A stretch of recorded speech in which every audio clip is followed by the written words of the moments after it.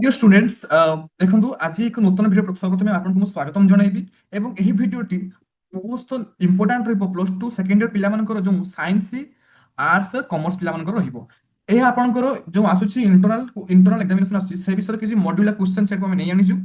ଏଥିରେ ଆପଣଙ୍କର 1 ମାର୍କିଆ 6ଟି କ୍ୱେଶ୍ଚନ ରହିବ, ତା ସହିତ 2 ମାର୍କିଆ କ୍ୱେଶ୍ଚନ ଆପଣମାନଙ୍କର 3ଟି ରହିବ ଏବଂ ଆପଣମାନଙ୍କର ଯେଉଁ 4 ମାର୍କ କ୍ୱେଶ୍ଚନ ଏଠାରେ 2ଟି କ୍ୱେଶ୍ଚନ ରହିବ। ଟୋଟାଲ ଆପଣଙ୍କର ଏକ୍ସାମିନେସନ ଏଠାରେ 20 ମାର୍କ ହେବ ଏବଂ ସମୟ କେତେ ରହିଛି ନା ଆପଣଙ୍କର ସମୟ ରହିଛି ଏଠାରେ 45 ମିନିଟ୍। ଆପଣଙ୍କୁ 45 ମିନିଟ୍ ଭିତରେ ଆପଣଙ୍କୁ 20 ମାର୍କର ଯେଉଁ କ୍ୱେଶ୍ଚନ ଆସିବ ତାକୁ ଆପଣଙ୍କୁ ସଲ୍ଭ କରତେ ପଡିବ। ତ ଆମେ what did the poet see the daffodils, କବି କେତେବେଳେ ଡାଫୋଡିଲ୍ସ କୁ ଦେଖିଲେ?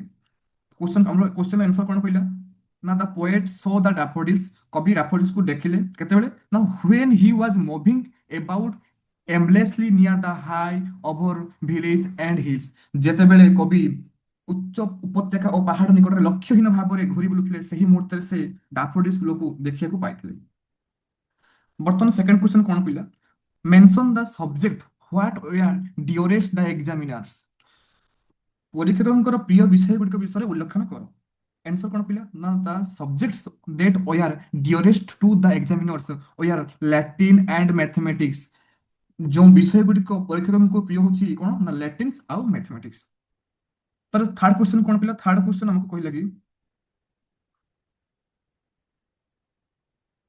What made Gilligan kneel and pray, Father Gilligan कहीं आंठई पड़ी प्रार्थना कर गोड हेड हेल्प हिम, भगवान तांको सहायता करंती व्हेन ही नीड मोस्ट, जेतेबेले से अधिका आवश्यक करंती कांको भगवान को। It's made father Gilligan kneels and pray, जहां फଳରେ फादर गिलिगन आंठे पड़ी भगवान को प्रार्थना करंती। What record did Owens set up, Owens केते रिकॉर्ड सेटअप करथिले मतलब से केते रिकॉर्ड हासिल करथिले जो ओलंपिक गेम रे से जो फास्ट जो प्राइज पाइथिले जो रिकॉर्ड करथिले रिकॉर्ड टी केते ना Owens set a world record of the 25 feet and 5 inch. Owens जो ओन्स जो रेकर्डटा हासिल करथिले ताहा 25 foot 5 inch and deserve and medals, एवं से गोटे पुरस्कार मध्य मेडल पुरस्कार जो सेटा मध्य से पाइथिले। How do you money made him trade without without money,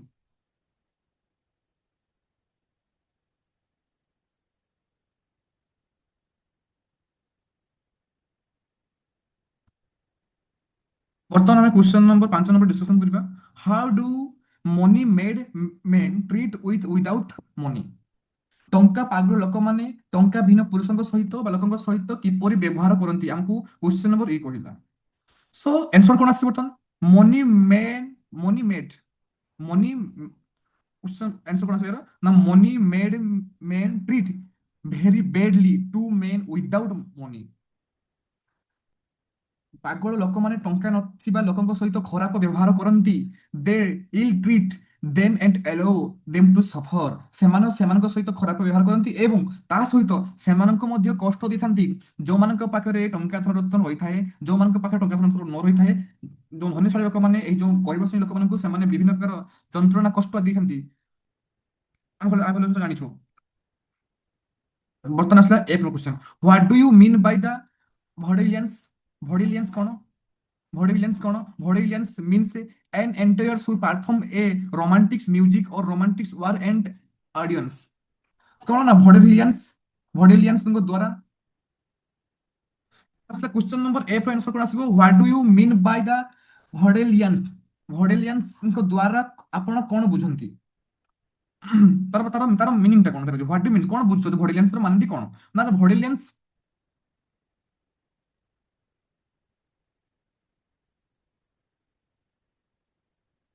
question number F T कोन, क्वेश्चन नंबर एफ रो क्वेश्चन टी कोन कहला what do you mean by the Vaudevillians, Vaudevillians माने कोन Vaudevillians अर्थ तुमे कोन बुझो। Vaudevillians mean in the entire whom performs a romantic musicals works for an audience। यार अर्थ कोन ना यार अर्थ जे Vaudevillian को अर्थ हेउची जने मनोरंजनकारी, जने मनोरंजनकारी जे दर्शकंकर पई एक नाटक किंबा संगीत माध्यम रे निजर कार्य प्रदर्शन करथाय एवं ଏହା ସମସ୍ତ ସାଧାରଣତଃ ଆମ ଜାଣିଛୁ କି ଯେତେବେଳେ ଏବେ ଆମେ ତୁମର କ୍ୱେଶ୍ଚନ ନମ୍ବର 2 ଦେଖିବା। କ୍ୱେଶ୍ଚନ ନମ୍ବର 2 ରେ କଣ ମୁଁ କହିଛି ସେଇଟା ଆଲୋଚନା କରିବା। ଦେଖନ୍ତୁ ଫାର୍ଷ୍ଟ କହିବି କି क्वेश्चन नंबर 2 रे ଆପଣଙ୍କର 2 ମାର୍କର क्वेश्चन ଆସିବ। ଏଠାରେ ଆପଣଙ୍କର 3ଟି କି 4ଟି क्वेश्चन ଥିବ। ତା ମଧ୍ୟରୁ ଆପଣଙ୍କୁ 3ଟି क्वेश्चन କରିବା ପାଇଁ ପଡ଼ିବ, ଯାହାକି 6 ମାର୍କ। ବୁଝିପାରିଲେ? ସୋ ଏବେ ଦେଖିବା ଯେ क्वेश्चन 2 କଣ କହୁଛି, ହ୍ୱାଟ ଡିଡ୍ସ ଓନ୍ସ ଥିଙ୍କ୍ସ ଏବାଉଟ ଲଜଲଙ୍ଗସ୍। ଓନ୍ସ ଲଜଲଙ୍କ ବିଷୟରେ କଣ ଚିନ୍ତାଧାରା କରୁଥିଲେ, ଯେ ସେମିତି ସେ କେମିତି କଣ ସେ ଚିନ୍ତାଧାରା କଣ କରୁଥିଲେ। ସୋ କ୍वेଶ୍ଚନ ଆନ୍ସର କଣ ଆସିବ ନା, Ons thought that Lozlong had been scholar in the Nari, yet moment he did not believe in the Aryan supremacy theory. Ons ଭାବୁଥିଲେ ଯେ ଲଜଲଙ୍ଗ ନାରୀ ଯୁବ ଆନ୍ଦୋଳନରେ ଶିକ୍ଷା ଗ୍ରହଣ କରିଥିଲେ, ଯେ ଆଶ୍ଚର୍ଯ୍ୟ ସଚେତନତା ତତ୍ତ୍ୱରେ ବିଶ୍ୱାସ କରୁନଥିଲେ। ସେ କୌଣସି ଥିଓରିଟିକାଲ ଉପରେ କଳ୍ପନା ଉପରେ ସେ କିଛି ବିଶ୍ୱାସ କରୁନଥିଲେ। କିଏ ନା ଆପଣଙ୍କର ଲଜଲଙ୍ଗସ୍। ଏଟା ଭାବୁଥିଲେ କିଏ ନା ଓନ୍ସ ଭାବୁଥିଲେ। ସୋ ଏଟା କ୍ୱେଶ୍ଚନ ନମ୍ବର ଏ ଗଲା। ବର୍ତ୍ତମାନ କ୍ୱେଶ୍ଚନ ନମ୍ବର ବି କଣ କହିଲେ କି ନା, how does author portrait his grandmother। ଏଠାରେ ହେଉଛି କବି ବା ଲେଖକ ଲେଖକ ତାଙ୍କର ଜେଜେମାଙ୍କ ବିଷୟରେ କିପରି ସେ ଚିତ୍ରଣ କରିଛନ୍ତି ସେ ବିଷୟରେ ବର୍ତ୍ତମାନ ବର୍ଣ୍ଣନା କରିବା। ସେ କଣ କହିଲା, age the portrait by the author's grandmother was the short, fat and slightly bent। ଲେଖକ କହିଛନ୍ତି ତାଙ୍କର ଜେଜେମାଙ୍କର କେମିତି ପରିଚିତ୍ର ଏଠାରେ ସେ ଦର୍ଶାଇଛନ୍ତି। ତାଙ୍କର ଜେଜେମା ସାଧାରଣତଃ ଛୋଟ ଥିଲେ, ମୋଟା ଏବଂ ଟିକେ ବଙ୍କା ମଧ୍ୟ ଥିଲେ। Her silver locked were scratched over her the pale puckered face having not infect her। କଣ କହିଲେ କି ତାଙ୍କର ଯୋଉ ରୂପା ଲଣ୍ଡା ଗୁଡ଼ିକ ତାଙ୍କର ଫିକା ପକ୍କା ମୁହଁ ଉପରେ ପିଛିଡି ହୋଇଥିଲା, କାରଣ ତାଙ୍କ ଉପରେ କୌଣସି ପ୍ରଭାବ ପଡୁନଥିଲା। ତାଙ୍କର ଯୋଉ ମୁହଁ ଟିକେ ଯୋଉ ଯୋଉ ସିଲଭର ଥିଲା ତାହା ବହୁତ ସ୍କାରାଡ ମାନେ ସାଧାରଣତଃ ଗାର ଗାର ଯେମିତି ପଡିଯିବା ମାନେ ଯେମିତି ମାନେ ଫିକା ପଡିଯିବା ସେମିତି ହେଇଯାଇଥିଲା। ସେଟା ତାଙ୍କ ବିଷୟରେ ବର୍ଣ୍ଣନା କରିଥିବା ଜେଜେମାଙ୍କ ବିଷୟରେ ସେ ବର୍ଣ୍ଣନା କରିଛନ୍ତି। ବର୍ତ୍ତମାନ କଣ କହିଲା କ୍ୱେଶ୍ଚନ ନମ୍ବର ସି କଣ କହିଲା, କ୍ୱେଶ୍ଚନ ନମ୍ବର ସି ଆମକୁ କହିଲା କି ଯେ ହାଉ ଡାଜ ଟିଭି ବିକମ୍ ହାର୍ମଫୁଲ ଏଡିକ୍ସନ ଫର ଚିଲଡ୍ରେନ୍। ସାଧାରଣତଃ ଯୋଉ ଟିଭିଟି ପିଲାମାନଙ୍କର ଶିକ୍ଷତା ପିଲାମାନଙ୍କର ଉପରେ କିଭଳି କ୍ଷତିକାରକ ବା ନିଶା ହୋଇଛି ସେ ବିଷୟରେ ଆମେ ବର୍ତ୍ତମାନ ପରିକଳ୍ପନା କରି ଭାବିବା ଯେ ହାଉ ଡାଜ କିପରି ଭାବରେ, ହାଉ does the TV BCom harmful the ଏଡିସନ୍ସ for children. କିପରି ଭାବରେ ଏଇ ଟିଭି ପିଲାମାନଙ୍କ ଉପରେ କ୍ଷତିକାରକ ଓ ନିଶା ଭାବରେ ପ୍ରଭାବ ପକାଉଛି। ଏହାର ବର୍ତ୍ତମାନ କ୍ୱେଶ୍ଚନ ଆନ୍ସର ଦେଖିବା। ହୁଏନ୍ ଯେତେବେଳେ children watch so much TV, ଯେତେବେଳେ ପିଲାମାନେ ସାଧାରଣତଃ ଟିଭିକୁ ଦେଖିଥାନ୍ତି, they get addicted by it and TV effect and then seriously। କଣ କହିଲେ କି ନା ସେମାନେ ଯେତେବେଳେ ଟିଭି ଦେଖିଥାନ୍ତି ଏହା ଏହିପରି ନିଶାଗ୍ରସ୍ତ ସେମାନେ ହୋଇଯାନ୍ତି, ଏକ ମାନେ କଳ୍ପନା ରାଜ୍ୟରେ ସେମାନେ ପହଞ୍ଚି ଯାଇଥାନ୍ତି। They become spellbound by imaginary world. ସେମାନେ ସାଧାରଣତଃ ଗଭୀର ଭାବରେ ସେ ଟିଭିରେ ମଜି ଯାଇଥାନ୍ତି, ମାନେ ଭୟ ଯାଇଥାନ୍ତି। ସେମାନେ କଳ୍ପନାର ଦୁନିଆରୁ ମନୋମୁଗ୍ଧ ହୋଇଯାଇଥାନ୍ତି। ଏ ସାଧାରଣତଃ କଳ୍ପନା ରାଜ୍ୟରେ ସେମାନେ ମନୋମୁଗ୍ଧ ହୋଇ ସେମାନେ ଅନ୍ୟ ଏକ ଦୁନିଆରେ ପହଞ୍ଚିଥାନ୍ତି। ସେମାନେ ସେ ଟିଭିର ଯୋଉ ଯୋଉ ଏନଭାରମେଣ୍ଟ ସେମାନେ ସେଠି ପହଞ୍ଚନ୍ତି ଏବଂ ସେମାନେ ସମସ୍ତ କଥା କିଛି ଭୁଲି ଯାଇଥାନ୍ତି ଏବଂ ତାଙ୍କର ଇମାଜିନାରୀ ମଧ୍ୟ ନଷ୍ଟ ହୋଇଯାଇଥାଏ ଟିଭି ଦେଖିବା ଦ୍ୱାରା। ଏବଂ କ୍ୱେଶ୍ଚନ ନମ୍ବର ଡି କଣ ଦେଖିବା, କଣ କହିଲେ କି କ୍ୱେଶ୍ଚନ ନମ୍ବର ଡି ଆମକୁ କହିଲା, ଦେଖନ୍ତୁ ପିଲାମାନେ ଆପଣଙ୍କ ମନରେ ଆମେ ଯଦି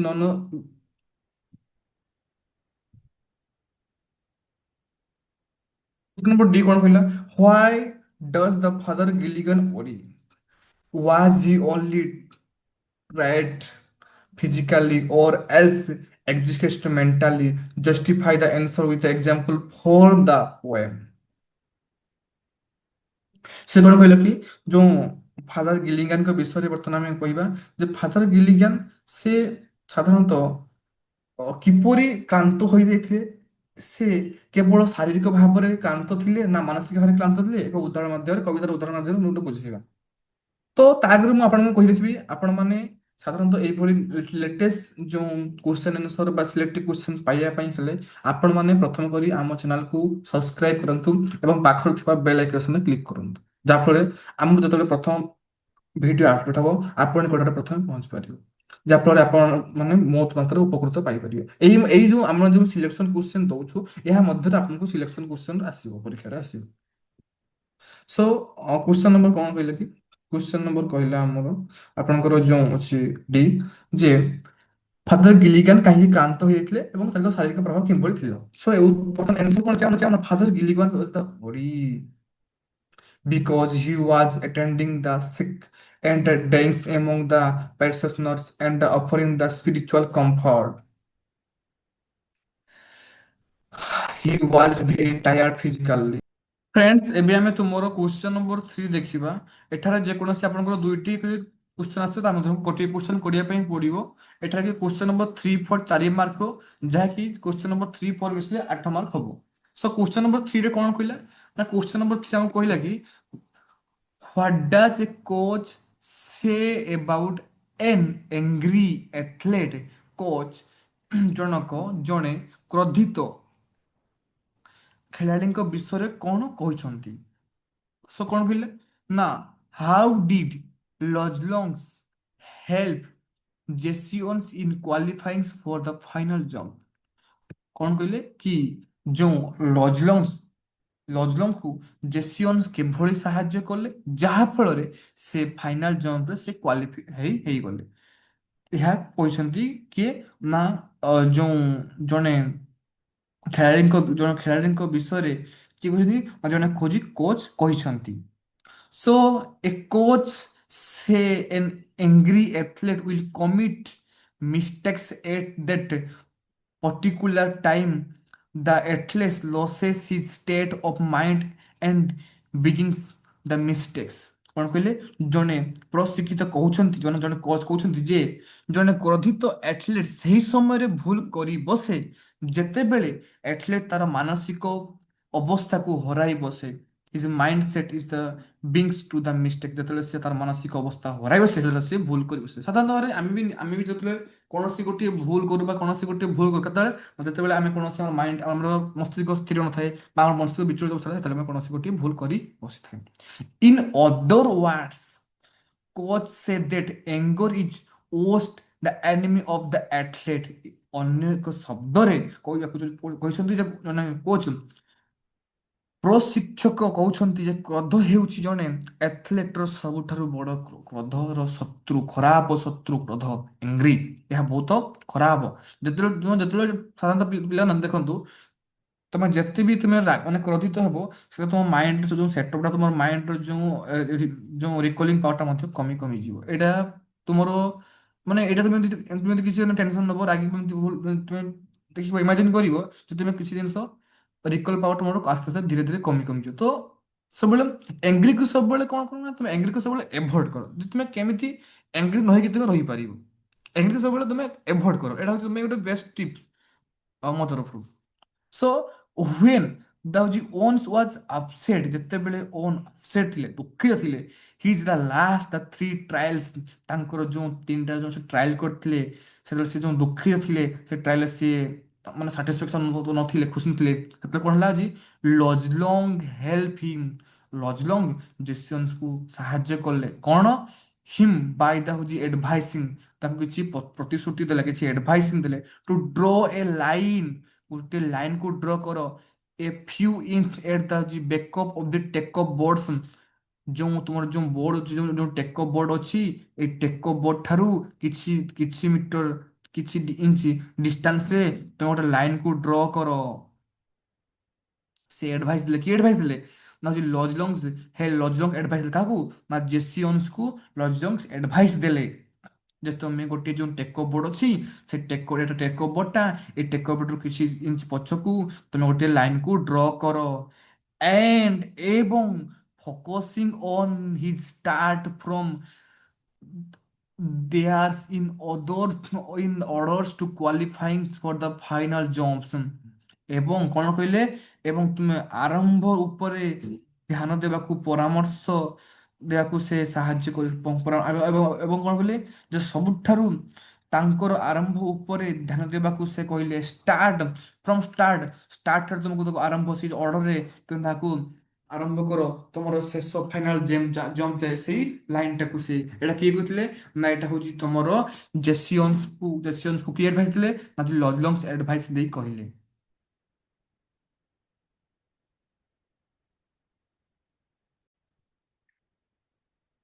ଫ୍ରେଣ୍ଡସ୍, ଏବେ କ୍ୱେଶ୍ଚନ ନମ୍ବର 3 ର ଯୋଉ ଅର୍ କ୍ୱେଶ୍ଚନଟି ଅଛି ଆମେ ଏବେ ତା ବିଷୟରେ ଡିସ୍କସନ କରିବା।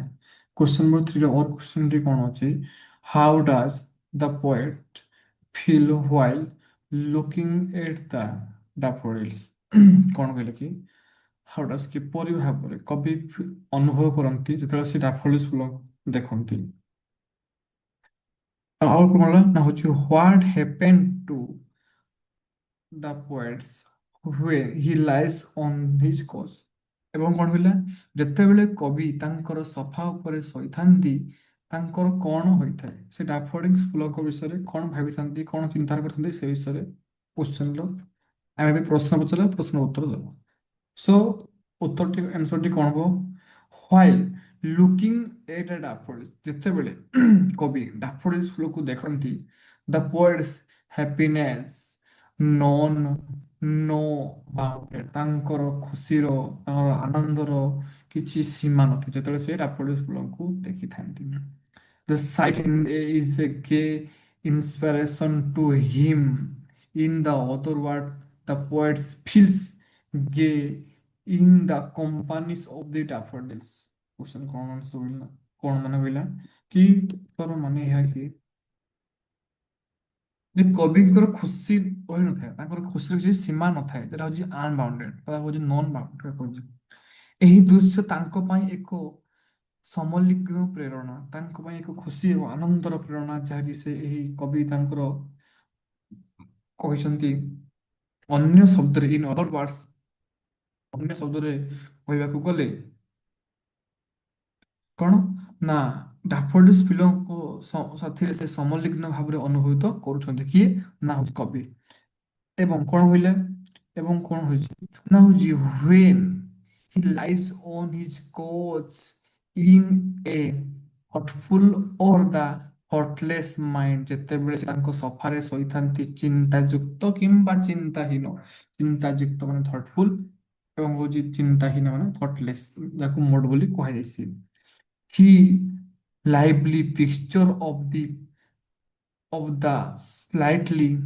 slightly dancing daffodils flash on his inward eyes। ସେତେବେଳେ କ'ଣ କହିଲା ନା ଯେତେବେଳେ ସେ ସଫାରେ ଶୋଇଥାନ୍ତି ଚିନ୍ତାହୀନ କିମ୍ବା ଚିନ୍ତାଯୁକ୍ତ ମସ୍ତିଷ୍କରେ ଏହା କ'ଣ ଆସିଥାଏ ନା ଏହା ତାଙ୍କର ମନ ଭିତରକୁ କେମିତି ଆସିଥାଏ ନା ଉଜ୍ଜଳ ନୃତ୍ୟ ଭାବରେ ତାଙ୍କ ମନ ଭିତରକୁ ଏକ ତାଙ୍କର ହେଉଛି କ'ଣ ନା ତାଙ୍କର ଯେଉଁ ଅଛି ଅନ୍ତର୍ଦୃଷ୍ଟି ଆଖିର ଯେଉଁ ଇନର ଯାହାକୁ ଅଛି ଅନ୍ତର୍ଦୃଷ୍ଟିର ଉପରକୁ ଏହା ଏହା କ'ଣ ନା ଏହା ଯେଉଁ ଜୀବନ୍ତ ଭାବରେ ଲାଇଭଲି ଜୀବନ୍ତ ଭାବରେ ମାଡ଼ି ଆସିଥାଏ ସେଇ ଯେଉଁ ଡାଫୋଡିଲ୍ସ ଫୁଲର ଯେଉଁ ଡ୍ୟାନ୍ସଟି ଡାଫୋଡିଲ୍ସ ଫୁଲର ଯେଉଁ ପ୍ରତିଛବିଟି ତାଙ୍କର କବିଙ୍କର ତାଙ୍କର ଇନୱାର୍ଡ ଆଇକୁ ଆସିଥାଏ। And fills his entire beings with joy, and also his heart dance with pleasure with the daffodils in the lanes। କ'ଣ କହିଲେ ଯେତେବେଳେ ସେ ଏହିସବୁ ଦୃଶ୍ୟକୁ ଦେଖିଥାନ୍ତି ଏଇ ଡାଫୋଡିଲ୍ସ ଫୁଲକୁ ଦେଖିଥାନ୍ତି ଯେତେବେଳେ ସେ ସଫାରେ ଥାନ୍ତି ଶୋଇଥାନ୍ତି ତାଙ୍କର ଚିନ୍ତାହୀନ ଚିନ୍ତାଯୁକ୍ତ ମସ୍ତିଷ୍କ ପିଲା ବେଳେ ହେଇଯାଏ ଏଇସବୁ ଜିନିଷ ଦେଖିଥାନ୍ତି ତାଙ୍କର ହୃଦୟ ତାଙ୍କର ହୃଦୟ ସେ ଖୁସିର ସୀମା ନଥାଏ ସେ ଖୁସିରେ ଆନନ୍ଦିତ ହୋଇ ପରିପୂର୍ଣ୍ଣ ହୋଇଛନ୍ତି ଏବଂ ହିଜ୍ ହାର୍ଟସ୍ ତାଙ୍କର ହୃଦୟ ଡ୍ୟାନ୍ସ ଥାଏ ୱିଥ୍ ଦ ପ୍ଲେଜର ଖୁସିରେ ତାଙ୍କର ତାଙ୍କର ଯେଉଁ ହୃଦୟ ଖୁସିରେ ନାଚି ଯାଇଥାଏ with the daffodils flowers in the lake ଯେତେବେଳେ ଡାଫୋଡିଲ୍ସ ଫୁଲକି ସେ କ'ଣ ନା ଯେତେବେଳେ ସେ ଏଇ ଯେଉଁ ହ୍ରଦ ମଧ୍ୟରେ ଥାଏ ଏବଂ ସେ ଫ୍ଲଟରିଂ କରିଥାଏ ମାନେ ଭାସି ବୁଲିଥାଏ ସେତେବେଳେ ଯେଉଁ ଡ୍ୟାନ୍ସ ଯେଉଁ ନାଚିଥାଏ ସେଇଭଳି ଭାବରେ ଯେଉଁ କ'ଣ ନା କବିଙ୍କର ହୃଦୟ ମଧ୍ୟ ଡାଫୋଡିଲ୍ସ ଫୁଲଙ୍କ ସହିତ ନାଚି ଉଠିଥାଏ। ଏହା ହେଉଛି କ୍ୱେଶ୍ଚନ ନମ୍ବର 3 ର ଆନ୍ସର। ଫ୍ରେଣ୍ଡସ୍ କ୍ୱେଶ୍ଚନ ନମ୍ବର 4 ରେ କ'ଣ କହିଲା ଯାହାକି 4 ମାର୍କରୁ ଆସିବ ତୁମର 4 ମାର୍କରେ ଆସିବ କ୍ୱେଶ୍ଚନ ନମ୍ବର 4 ମଧ୍ୟ 4 ମାର୍କରେ ଆସିବ ବୁଝିପାରିଲ। ସୋ କ୍ୱେଶ୍ଚନ ନମ୍ବର 4 ଆମକୁ କ'ଣ କହିଲେ କି how does the writer describe the friendship between doctor Raman and Gopal. ସେ କ'ଣ କହିଲେ ଯେ ଯେଉଁ ଲେଖକ କହୁଛନ୍ତି କି ଡକ୍ଟର ରମନ ଏବଂ ଗୋପାଳଙ୍କ ମଧ୍ୟରେ ଥିବା ବନ୍ଧୁତା କିପରି ଥିଲା ସେ ବିଷୟରେ ଆଲୋଚନା କରି କୁହ। ସୋ କଣ କହିଲେ ନା ଡକ୍ଟର ଯୋଉ ରମନ ଥିଲେ ସେ କାହାର ନା ସେ ଗୋପାଳଙ୍କର ଡିୟରେଷ୍ଟ ଫ୍ରେଣ୍ଡ ଥିଲେ। So Gopal was doctor Raman's dearest friends in the world. ଯେମିତି ପୃଥିବୀରେ ଯେମିତି ଗୋଟେ ଫ୍ରେଣ୍ଡ ଥାଏ, ମାନେ ମୋର ଯେମିତି ଫଟା ଯେତିକି ୱାର୍ଲ୍ଡରେ ଯେତିକି ଫ୍ରେଣ୍ଡ ଅଛି ମୋର ଗୋଟେ ଫେଭରାଇଟ୍ ଗୋଟେ ଫ୍ରେଣ୍ଡ ଯେମିତି ଥାଏ, ସେଭଳି ଭାବରେ ସେମିତି ତୁମର ଯେମିତି ଥାଇପାରେ ସେମିତି ଯେ ଡକ୍ଟର ଯୋଉ ରମନଙ୍କର ଡିୟରେଷ୍ଟ ଫ୍ରେଣ୍ଡ କିଏ ଥିଲେ ନା ଗୋପାଳ ଥିଲେ, ବା ଗୋପାଳଙ୍କର ଡିୟରେଷ୍ଟ ଫ୍ରେଣ୍ଡ ଯେ ଡକ୍ଟର ରମନ ଥିଲେ। They had they had been friends for the 40 years since their childhood days।